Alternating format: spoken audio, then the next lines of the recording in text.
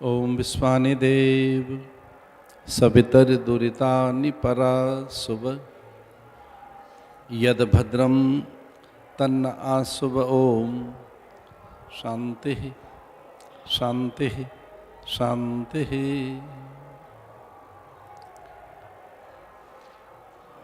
भारत की कालजयी सनातन धर्म संस्कृति के उच्चतम उत्कृष्ट और दिव्य प्रतिमानों की जीवंत साकार अभिव्यक्ति का महापर्व, यह महाकुंभ,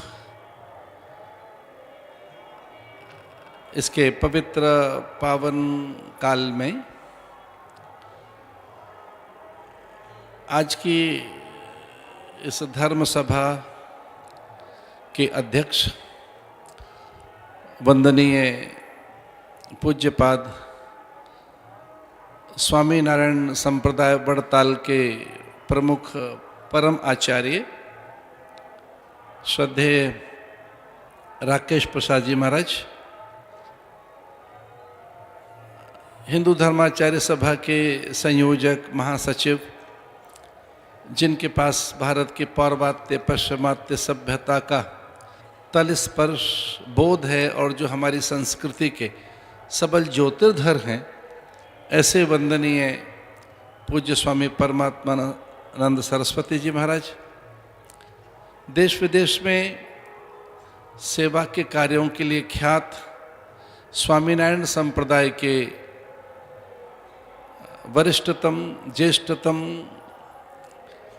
पूज्य आचार्य आदरणीय पूज्य माधव प्रदास जी महाराज, और उन्हीं के दक्षिण पार्श्व में बैठे पूज्य स्वामी जी, गोमांतक गोवा में श्री दत्त पद्मनाभ पीठ के पीठाधिपति, हिंदू धर्म आचार्य सभा के ज्येष्ठ आचार्य सदस्य आदरणीय पूज्य स्वामी ब्रह्मेशानंद जी महाराज, और आज की सभा के मुख्य वक्ता राष्ट्रीय स्वयंसेवक संघ के अखिल भारतीय प्रचार प्रमुख आदरणीय सुनील आम्बेकर जी, इस अवसर पर अनेक पूज्य संत वृंद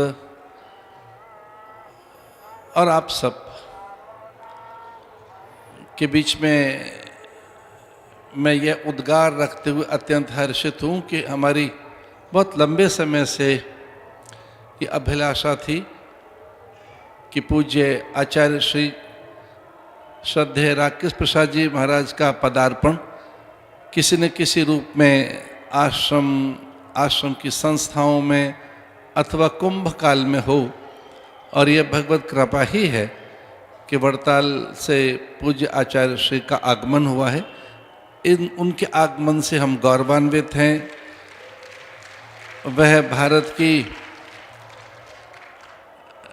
यह एक दिव्य संस्था स्वामीनारायण संप्रदाय के ज्येष्ठ हैं, अग्रज हैं।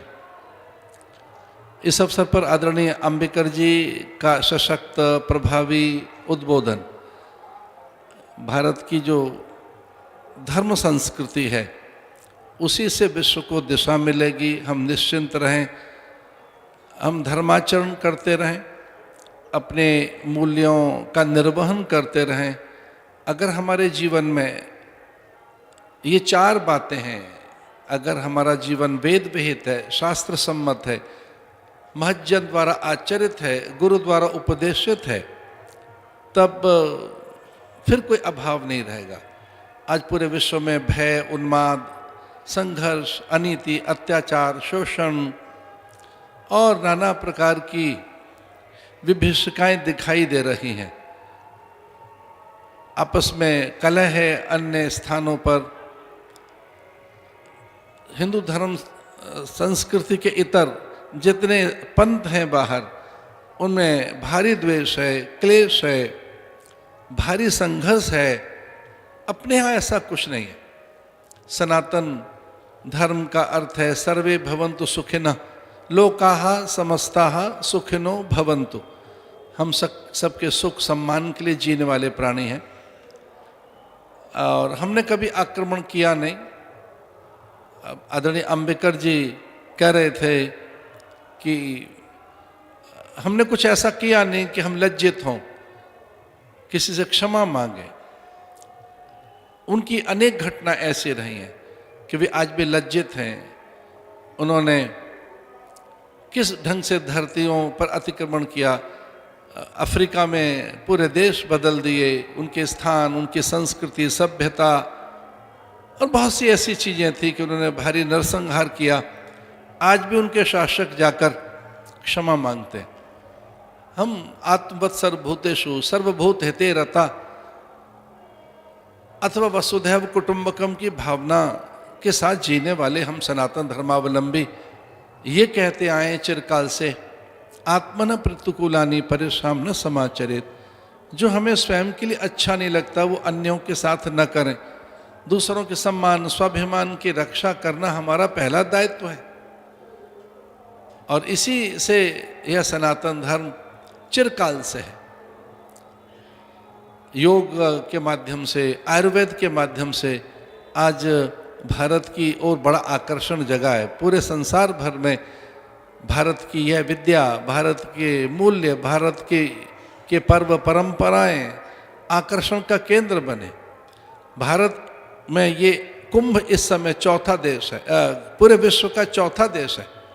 अभी कुछ देर पहले माननीय मुख्यमंत्री जी के साथ हम बैठे थे, संयोग से मंच पर मैं उनके निकट ही बैठा था और वो अपने उद्गार संभाल नहीं पा रहे थे। वो कह रहे थे कि इस समय जनसंख्या की दृष्टि से ये प्रयाग भारत विश्व का तीसरा देश बन जाएगा।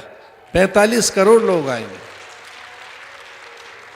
पहला भारत और दूसरा चाइना, तीसरा ये कुंभ और चौथा अमेरिका। इस प्रकार की तो हमारी यहाँ संख्या है। बहुत विषय हैं जिनको हम समय समय पर करेंगे।